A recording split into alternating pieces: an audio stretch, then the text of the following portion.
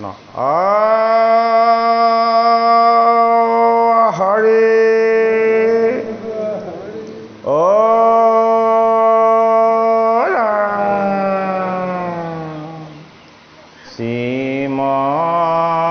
Simanta Hangara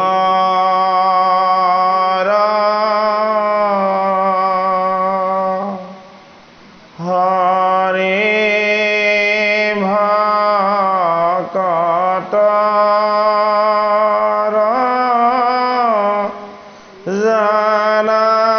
Janajen Kalpo Taru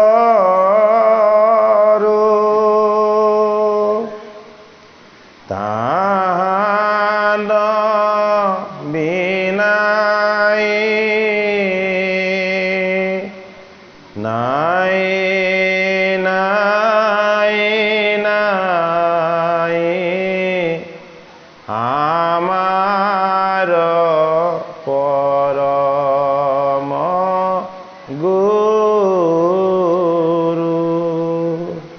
Ram Amar Parama Guru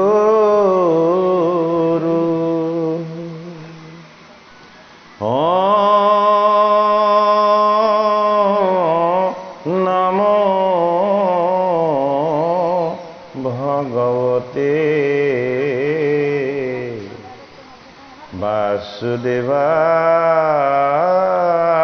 Vasudevaya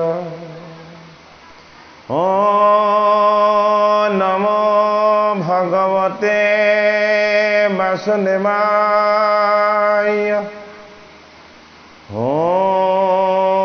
Namo Bhagavate Vasudevaya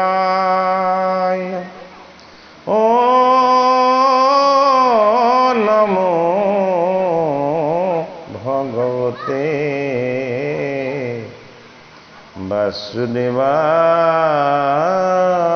Vasudevaya Janmadasya yatuannayaditarate sartaca viggasarat Tene brahmanina yadikamaye muyanti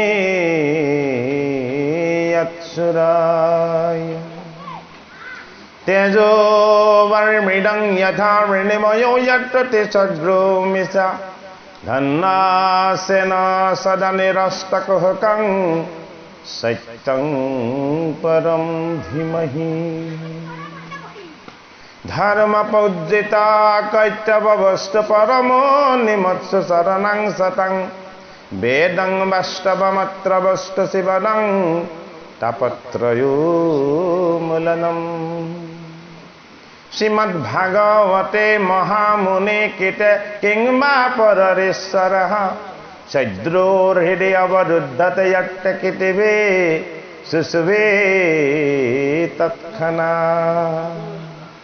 Nigama Kalpataro Galitang Phalang Sukamukhanamrita Dava Sangjutam Piyata Bhagavatang Rasamalayang Muhurhurasika Bhubi Bhabuka দশম স্কন্ধ গোপী উদ্ধৱ সংবাদৰ কিছু অংশ হে শুকমুনি বদাতে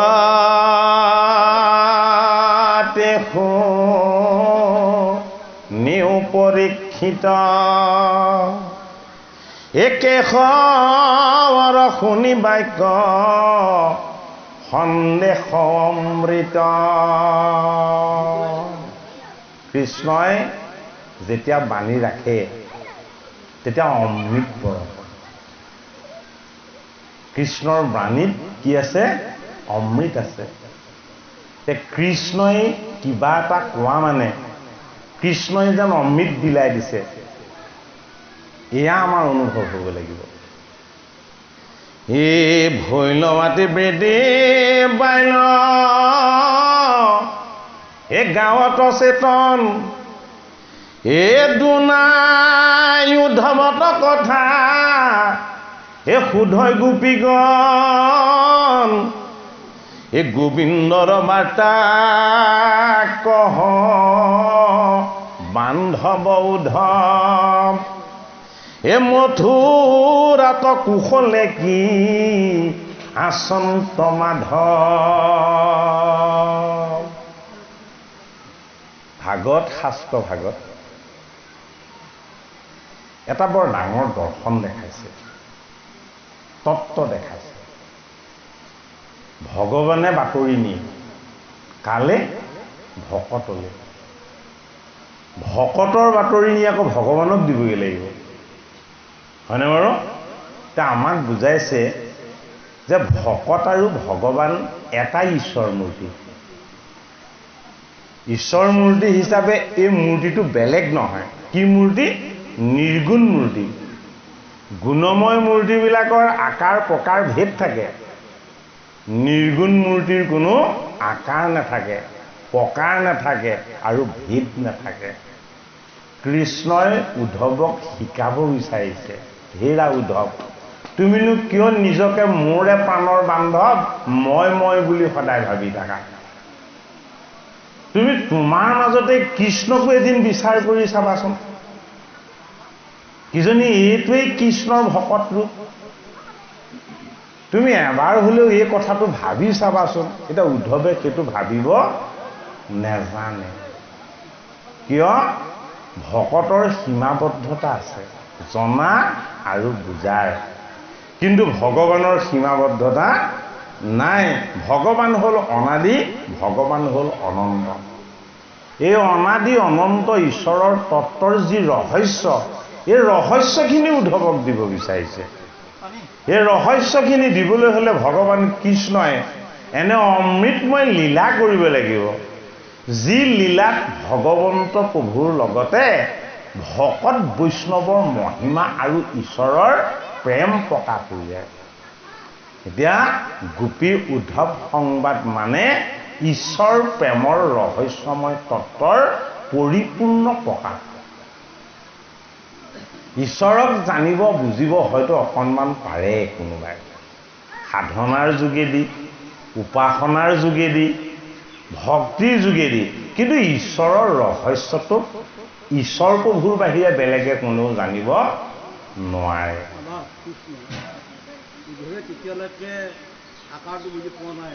নাই পোৱা, আকাৰ হিচাপে চাই আছে। এই ৰূপ কৃষ্ণক চাই আছে, এতিয়া লীলা কৃষ্ণক তেওঁ চাব পৰা নাই। এতিয়া লীলা কৃষ্ণক চাবলৈ হ'লে গোপীসকলৰ কৃষ্ণৰ প্ৰেম দৰ্শন হ'ব লাগিব। ভকতিটো তাতহে ৰহস্য হৈ লুকাই আছে। এই গোবিন্দৰ মাতা কহ এ বান্ধৱ উদ্ধৱ এই মথুৰাত কুশলে কি আচন্ত মাধৱ। উদ্ধৱ দেখিবলৈ ভগৱান কৃষ্ণৰ দৰেই, চেহেৰাটো উদ্ধৱৰ কৃষ্ণৰ নিচিনাই, কিন্তু কৃষ্ণ হ'ল শ্যাম সুন্দৰ, উদ্ধৱ হ'ল গৌৰ সুন্দৰ। কৃষ্ণৰ ৰূপটো চালে ধুনীয়া হৈ হৈ গৈ থাকে। যিমানে কৃষ্ণৰ ফালে চাই থকা যায়, দৰ্শন কৰোঁতাজনে কৃষ্ণক ক্ৰমানে বেছি ধুনীয়া দেখি দেখি গৈ থাকে। আৰু উদ্ধৱৰ ফালে যেতিয়া চাই দিয়ে, সেই ৰূপটো স্থিৰ হৈ ৰৈ থাকে। তেওঁৰ সৌন্দৰ্য যিমানকণ আছে সিমানকণতে তেওঁ প্ৰকাশ হৈ থাকে। এতিয়া গোপীসকলে উদ্ধৱক চিনি পাই গ'ল। কিয় চিনি পাই গ'ল? যে আমাৰ কানাই ফালে আমি চাই দিলে তেওঁৰ ৰূপটো ক্ৰমানে ধুনীয়া হৈ হৈ গৈ থাকে, উজ্জ্বল হৈ হৈ গৈ থাকে। কিন্তু এই কৃষ্ণৰ বান্ধৱ উদ্ধৱলৈ চাওঁতে কৃষ্ণৰ দৰে লাগিছে, কিন্তু ক'তা তেওঁ সৌন্দৰ্যটো বাঢ়ি বাঢ়ি গৈ থকা নাই। সেইকণতে ধৰা পেলালে যে এয়া কৃষ্ণ নহয়, এয়া কৃষ্ণৰ প্ৰাণৰ বান্ধৱে। সুধিছে গোপীসকলে যে হেৰা কৃষ্ণৰ প্ৰাণৰ বান্ধৱ উদ্ধৱ, গোকুল ধাম বৃন্দাবনত কৃষ্ণ যেতিয়া আছিলে, কৃষ্ণৰ আনন্দত আমিও আনন্দিত হৈ আছিলোঁ। কৃষ্ণই যি ইষদ ইষদ হাঁহিছিলে, আমাৰ আচল ধৰি টানিছিলে, আমাৰ বস্ত্ৰ নি কদম গছত আনিছিলে, হয়নে? আমাৰ লগত যি খেলা কৰিছিলে, আমি সেইবিলাক স্মৰণ কৰি কৰি আমি কৃষ্ণৰ প্ৰেমত এতিয়া আতুৰ হৈ আছো। আমি যিদৰে কৃষ্ণৰ পৰা আঁতৰ হৈ দুখ কষ্ট আৰু বেদনা পাইছো, আমাৰ কৃষ্ণইও চাগে মথুৰাত সেই কষ্ট অনুভৱ কৰিছে নেকি? সেইটো কাৰণেহে সুধিছে যে মথুৰাত আমাৰ কৃষ্ণ কুশলে আছেনে? এই চিৰকাল পাই পিতা হে মাতাৰ সমীপ, হে আতিয়া আনন্দিত যদু ফুলৰ প্ৰদীপ, যাদৱ বংশৰ বৈৰী কংস দুৰাচাৰ, হে সসৈন্যে মাৰিল মৰিল ইয়াতি, হে আনন্দ পাৰ, হে সম্প্ৰীতি কৃতাৰ্থ ভৈলা কৃষ্ণ কৃপাময়, হে আকৰ্ষণী কৰ ইয়াতি আনন্দ হৃদয়, কেহু গোপে বুলৈ মুত কহি উদ্ধৱ, এ কৰিছিলা যিটো প্ৰীতি আমাত মাধৱ, হে মথুৰা নগৰীয়ে বে যিটো প্ৰীতি দেখি কৃষ্ণ কৰ্ষয় স্নেহে, হে কটাই খেনিৰে ঘি, হে আউৰ গোপী বুলৈ সখী হে কিছু নজান, হে একে কৃষ্ণ জানন্ত বি শেষৰতী ৰহ, হে নাগীৰ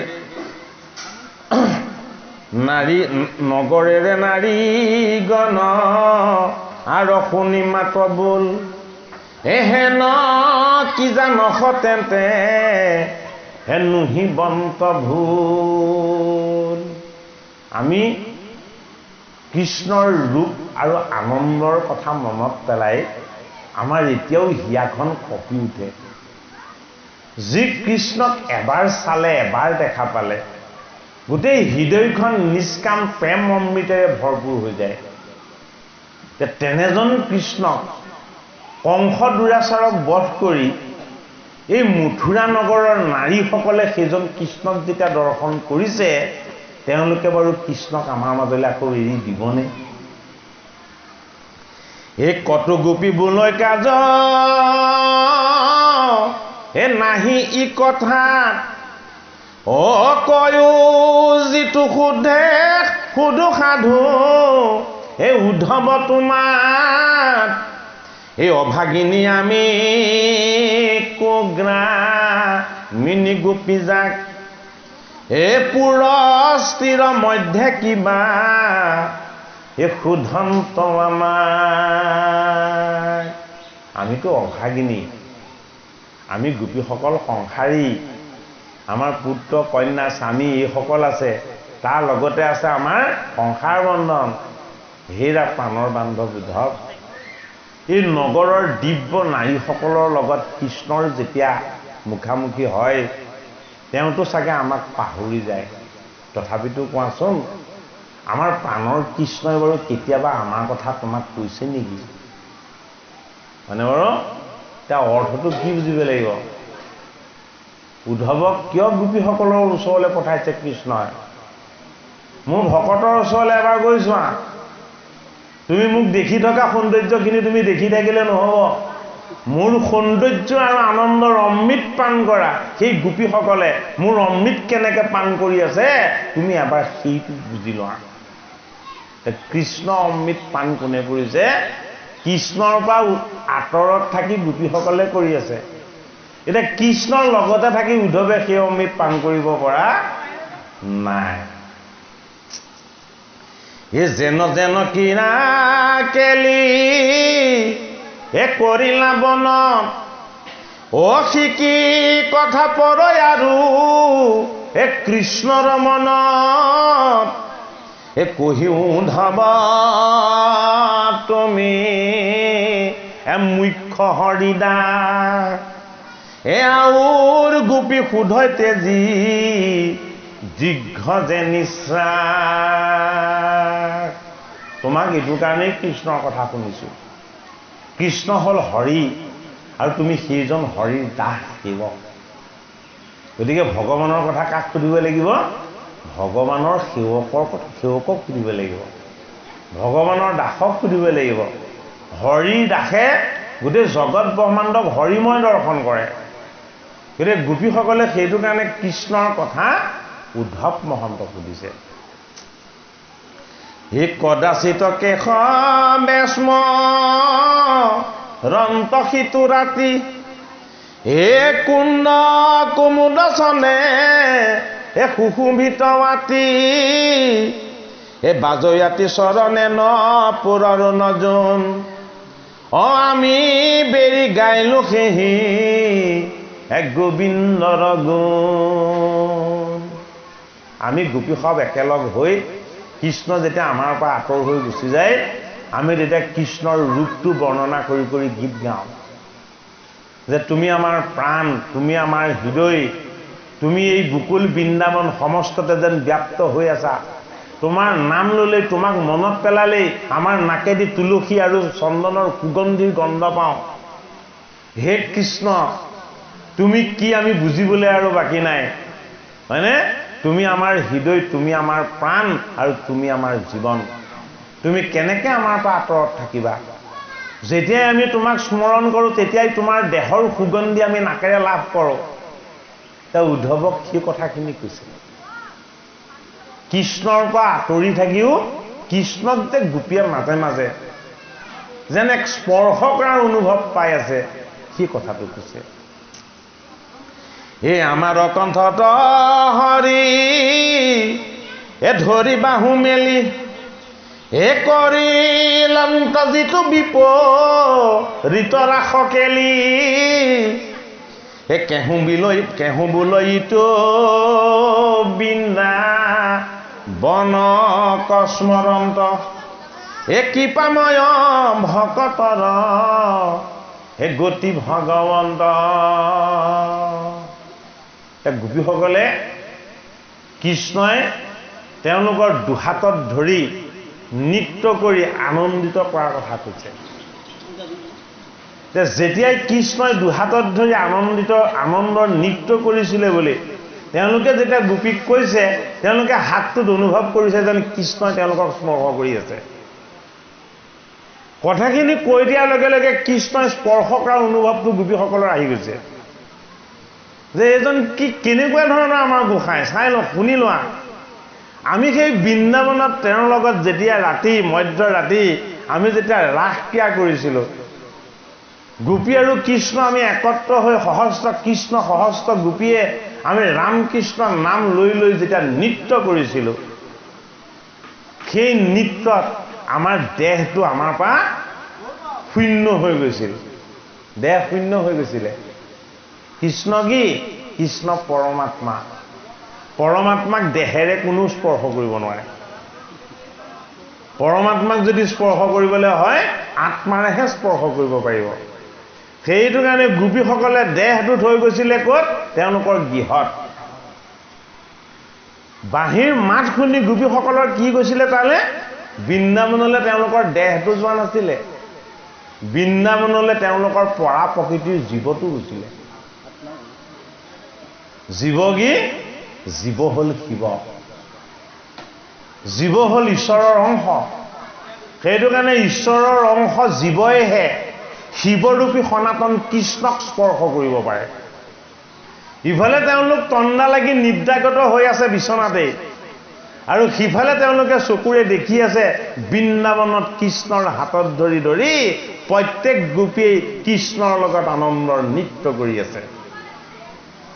এই নৃত্য যেতিয়া বহুত সময় কৰিলত কৃষ্ণই তেওঁলোকক বাণী দি থোৱা আছিলে কেতিয়া সত্য যুগত এই বৃন্দাবনৰ গোপীসকল সত্য যুগৰ সকলো ঋষিমুনি সাধক আছিলে হাজাৰ হাজাৰ বছৰ তপস্যা কৰি আনন্দময় হৰিক তেওঁলোকে হৃদয়ত উপাসনা কৰিছিলে হৰি যেতিয়া তেওঁলোকৰ হৃদয়ত থাকে তেওঁলোকৰ জীৱনৰ দুখ যন্ত্ৰণা বিষাদ সমস্তবিলাক আঁতৰি তেওঁলোক সদায় আনন্দময় হৈ থাকে আৰু যেতিয়াই তেওঁলোক তপস্যাৰ পৰা আকৌ প্ৰকৃতস্থ অৱস্থালৈ আহে তেতিয়া তেওঁলোকৰ সেই আনন্দকণ শেষ হৈ থাকে তেতিয়া কৃষ্ণ প্ৰভু গোসাঁইক কৈছিলে যে হে গোবিন্দ হে ঈশ্বৰ এনেকুৱা এটা দিন আমাৰ জীৱনলৈ নাহিবনে বোলে কি বোলে যিদিনাখন তোমাৰ দুহাতত ধৰি আমি স্পৰ্শ কৰি তোমাৰ লগত আমি একেলগে নৃত্য কৰি দিম আমাৰ এই যে কামনা আহি যায় তপস্যাৰ পৰা আঁতৰ হ'লে তপস্যাৰ পৰা উঠিলেই যে আমাৰ বাসনা আহি যায় এই কামনা বাসনা এইবিলাক সব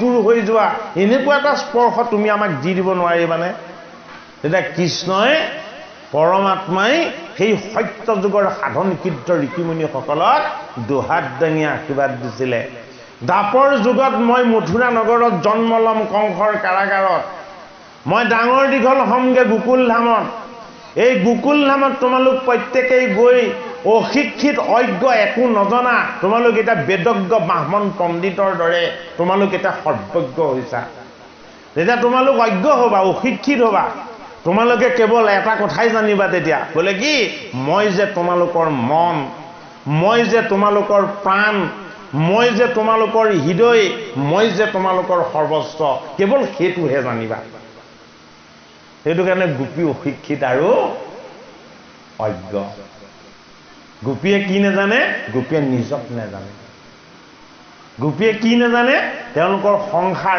পুত্ৰ পৰিবাৰ হয়নে এইবিলাকক নাজানে গোপীয়ে কি জানে গোপীয়ে কেৱল অকল কৃষ্ণক জানে পৰমাত্মাক জানে এতিয়া এই পৰমাত্মা কৃষ্ণই গোপীৰ এই ৰহস্য ভকতিত প্ৰেমত সন্তুষ্ট হৈ বৃন্দাবনৰ কদম গছৰ ওপৰত এনে এক পঞ্চমত সুৰ ধৰি বাঁহী বজাই দিলে সেই বাঁহী বাজি যোৱাৰ লগে লগে যমুনাই নৃত্য কৰিবলৈ ল'লে যমুনাই কি ৰূপ ল'লে যমুনাই ল'লে কালিন্দী ৰূপ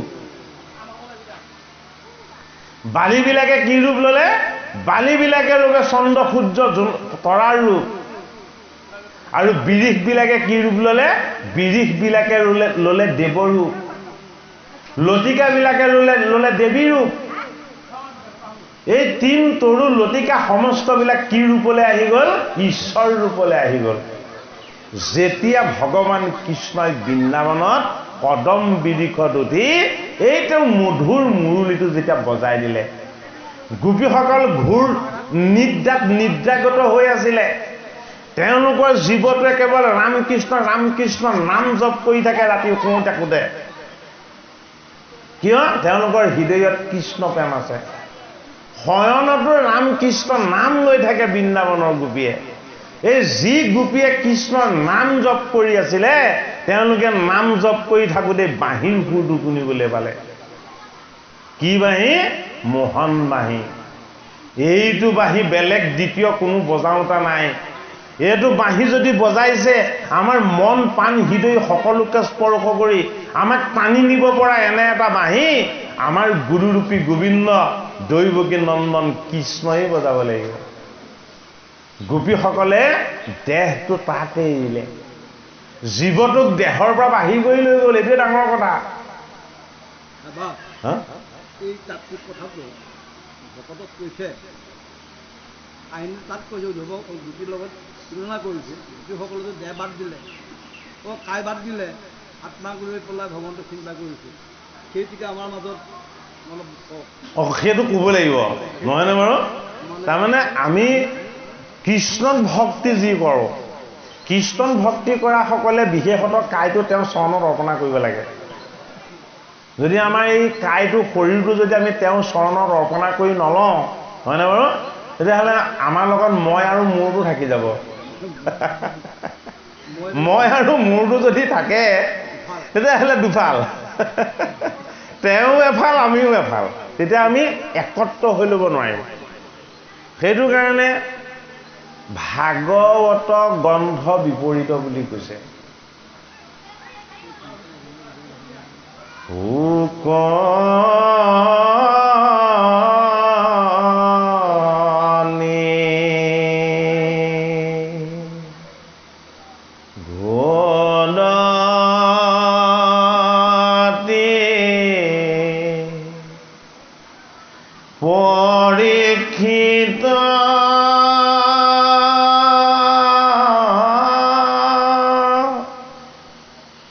যদি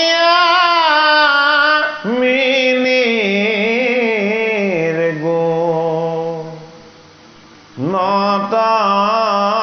স্থিত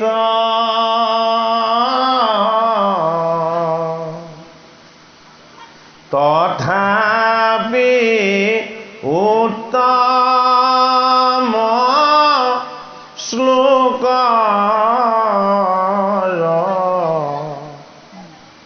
মহিমা গুণে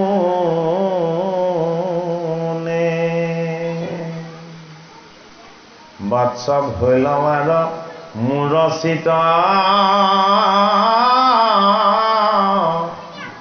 এই ভাগৱত গ্ৰন্থ বিপৰীত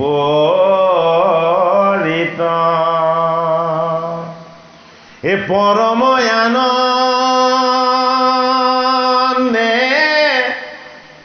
পঢ়িলো আমি আপোনে এই পৰময়ানন্দে পঢ়িলো আমি আপোনে শুক গুৰু কাৰ পৰীক্ষিত শুকৰ কি নাই শুকৰ দেহটো আছে বস্ত্ৰ নাই কিয় শুকে দেহটো ঈশ্বৰক কেতিয়াবাই অৰ্পণা কৰি দিলে দেহটো শুকে যেতিয়াই কৃষ্ণক অৰ্পণা কৰি দিলে তেতিয়াৰ পৰা শুকে আৰু বস্ত্ৰ পৰিধান নকৰে বোলে কিয় বস্ত্ৰ পৰিধান নকৰোঁ বোলে তোমাক উৎসৰ্গিত বস্তুত মোৰ কোনো লাজ নাই শংকা নাই ভয় নাই আৰু মায়া নাই সেইটো কাৰণে শুক দিগম্বৰ শুক দিগম্বৰ শুকে কি কৰে কেৱল কৃষ্ণৰ গীত গাই নৃত্য কৰে আনন্দ কৰে আৰু কেৱল কৃষ্ণৰ লগত একেলগে আছো বুলি তেওঁ সদায় আনন্দিত হৈ থাকে ভাগৱতৰ প্ৰথম স্কন্ধত পৰীক্ষিতে কৈছে যে হে মোৰ গুৰুজন আপুনিতো এখন ঠাইত মাত্ৰ এজনী গাই দোহন কৰোঁতে যিমান সময় লাগে মাত্ৰ সিমানকণ সময়হে ৰয় তাতকৈ আপুনি ক'তো বেছি সময় নাথাকে তেওঁনো কিয় ইমান খন্তেক সময়হে এখন ঠাইত থাকে অৰ্থটো কি বুজালে আৰে তেওঁ ঠাই এখনেই খন্তেক সময় তেওঁ ভকত বৈষ্ণৱৰ মাজলৈ নামি আহে কিমান সময় নামি আহে এই গাইজনী দোহন কৰাৰ সময় 5.5 মিনিট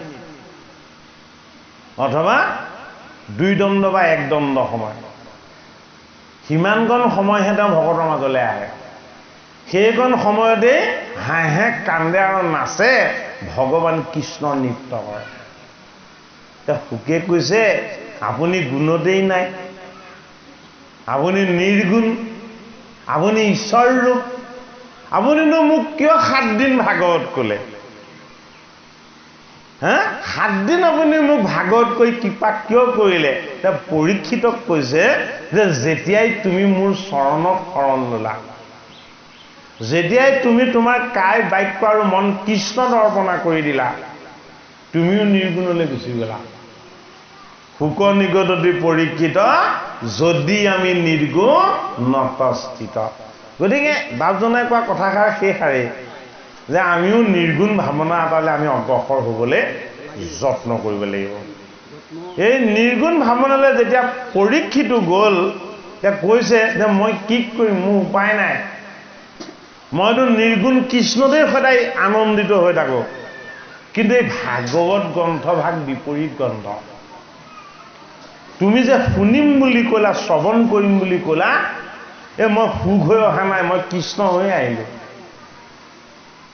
মই ঈশ্বৰ হৈ আহিলোঁ মই নৃত্য কৰি আনন্দ কৰি থকা হয়তো যোগময় সাধনাৰে যোগ নিদ্ৰাত থকা এইজন কৃষ্ণ এই তোমাৰ ওচৰত এইবাৰ মই ভাগৱত বক্তা হৈ দিলোঁ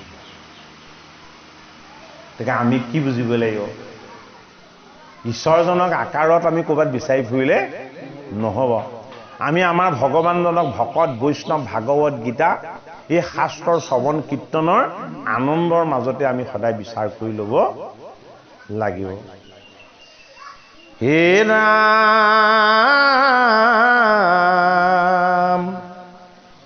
এ কহিও ধব তুমি হে মুখ্য হৰিদাস হে আউৰ গোপী সুদয় তেজী অদীৰ্ঘ যে নিশ্বাস কৃষ্ণৰ কথা সোধোতে গোপীসকলৰ উশাহটো ঘন হৈ গৈছে হা গদ গদ হৈ গৈছে ঠোকাঠুকি হৈ গৈছে হে ৰাম কদাচিত কেশৱে স্মৰন্ত সিটো ৰাতি হে কুণ্ড মুকুন্দ চন্দে হে সুশোভিত মাতি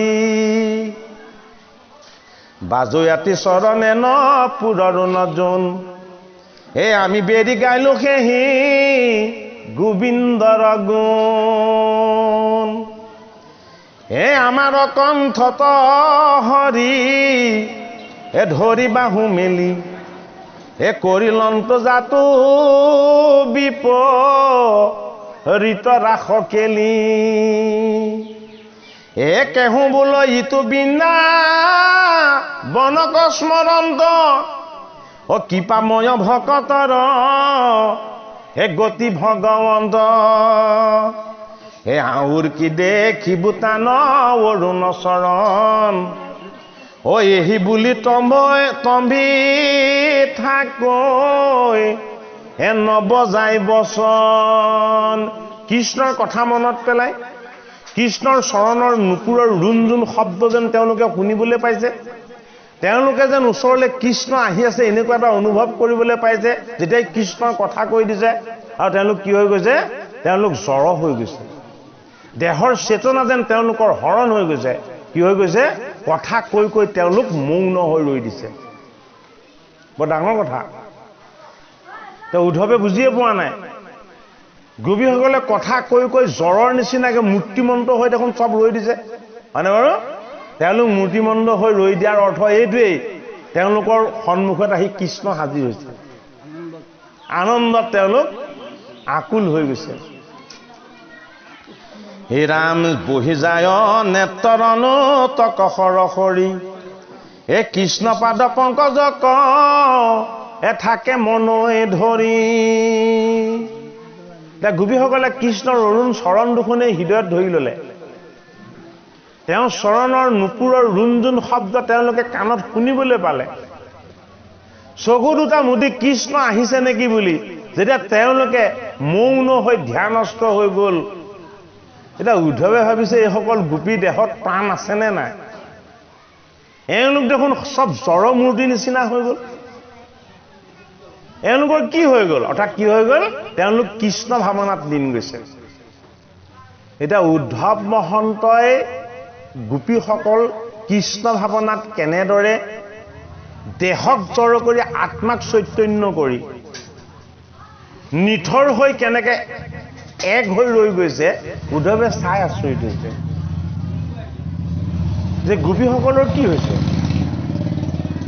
তেওঁলোকৰ দেখা দেখোন কৃষ্ণৰ কথা কৈ কৃষ্ণৰ ৰূপৰ কথা লীলাৰ কথা কৈ কৈ তেওঁলোকে কান্দিছে হাঁহিছে আৰু পাছত মাতবিলাক ঠোকাঠুকি হৈছে আৰু পাছত তেওঁলোকৰ মুখেদি কথা নোলোৱা হৈ গ'ল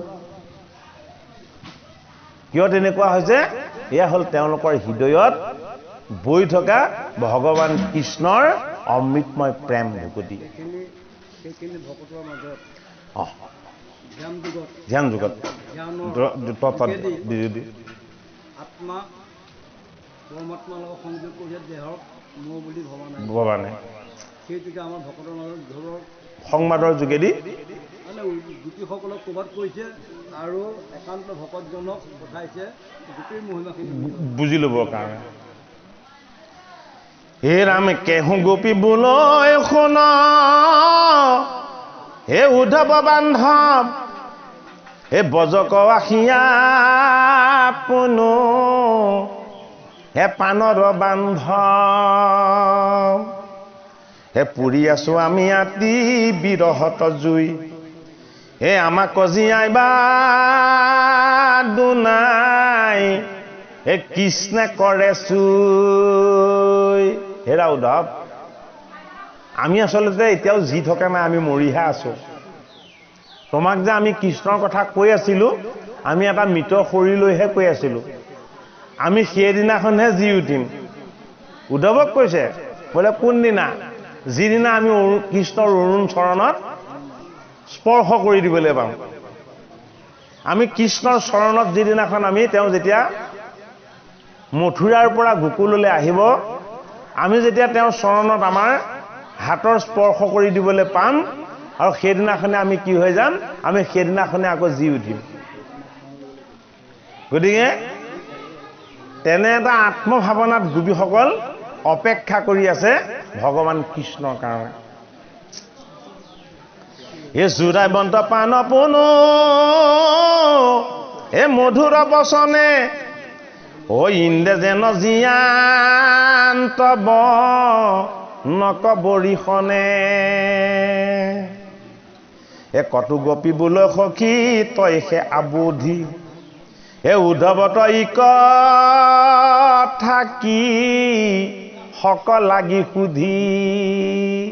কোনোজনীয়ে কৈছে, এইটো কথা তই আচলতে তই বুদ্ধিহীন। কোনোজনী গোপীয়ে কৈছে লগৰজনীক, তই বুদ্ধিহীন। বোলে তই কিয় বুদ্ধিহীন? এইটো কথা উদ্ধৱক কৈ কি লাভ আছে? উদ্ধৱে এইটো কথা কি বুজি পাব? এইটো কথা আমাৰ কৃষ্ণকহে ক'ব লাগিব, হয়নে বাৰু? এতিয়া এইটোকে বুজালে কৃষ্ণত কোৱাতকৈ উদ্ধৱক ক'লে বেছি লাভ হ'ব, হয়নে বাৰু? কিয় উদ্ধৱক ক'লে বেছি লাভ হ'ব? কৃষ্ণই য'তে কথা কয় তাতে থাকি শুনি থাকিব পাৰে, হয়নে বাৰু? কিন্তু য'তে কথা কয় আঁতৰত থাকিও শুনিব কোনে নোৱাৰে? উদ্ধৱে নোৱাৰে, আমি নোৱাৰো। গোবিন্দই তেওঁৰ কথা পাতি থাকিলে তেওঁ য'তে নাথাকক কিয় তেওঁ সেয়া শুনি থাকে। তেওঁ কি? তেওঁ অন্তৰ্যামী। এই অন্তৰ্যামী ঈশ্বৰৰ কথা আলাপ কৰিলে ভকতেও ভগৱানক কোৱাৰ যিটো আনন্দ, সেই আনন্দটো লাভ কৰিব পাৰে। আৰু সেই আনন্দ লাভ কৰিলে কি লাভ হয়? ভগৱান কৃষ্ণৰ কৃপা লাভ হয়। হে ৰাম এ নাছিলে কপুৰিতান এ কংসৰায়ক দৰে এ গোকুলত বঞ্চিলাতা তেখে নন্দ ঘৰে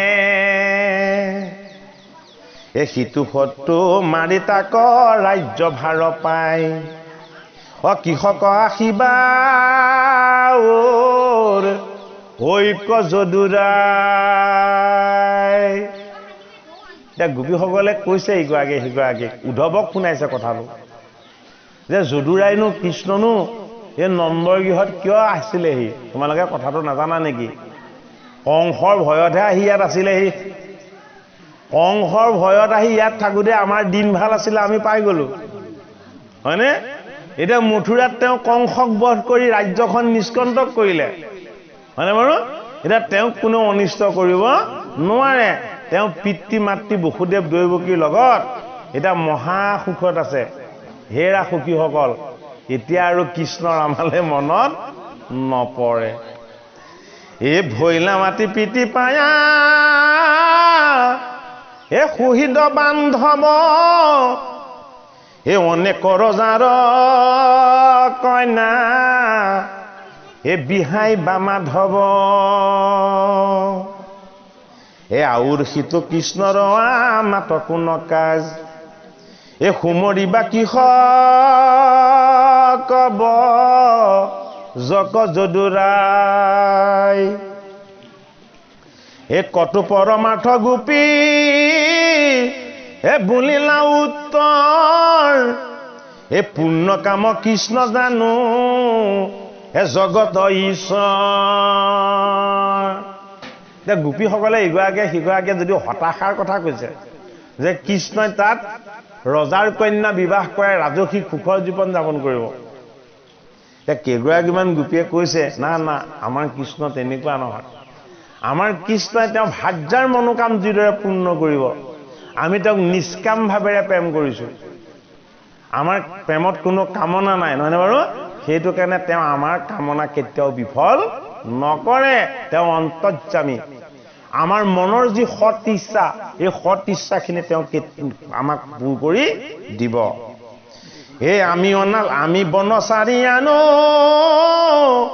হে ৰাজভাৰ্যাগণ হে লক্ষ্মীৰ স্বামিত তাত হে কোন প্ৰয়োজন